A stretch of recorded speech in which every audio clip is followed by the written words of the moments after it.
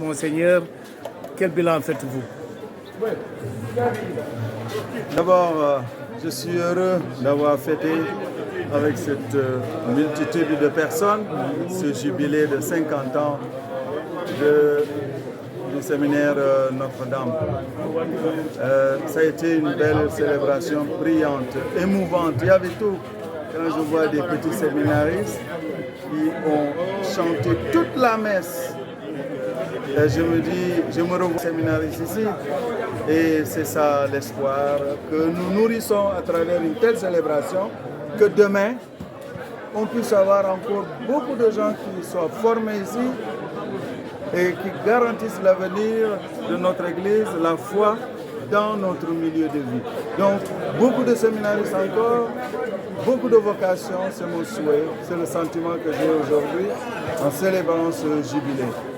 Mais aussi que tous les laïcs qui ont profité de ce séminaire, c'est mon vœu, qu'ils soient des bons chrétiens là où ils sont et qu'ils continuent de soutenir le séminaire comme des bons samaritains, venir au secours du séminaire et donner une chance à d'autres aussi de bien se former ici.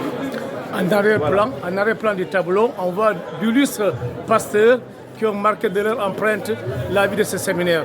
On pense citer Abbé Augustin, Abbé Boniface, Abbé Isidore, les gens continuent. C'est vraiment évocateur, non? C'est ça, c'est la richesse de l'Église. Chacun y passe et avec le talent que le Seigneur lui a donné, il arrive à apporter sa brique de construction de son Église. Alors quand on regarde ces figures, aujourd'hui, on se dit, mais voyez, ils ont apporté leur pierre de construction et l'Église résistera toujours et nos maisons répondront toujours à leur vocation.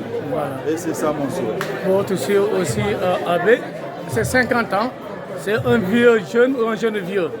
Dites-moi, comment était la vie diocésaine avant ce séminaire-là? Où se formaient les prêtres?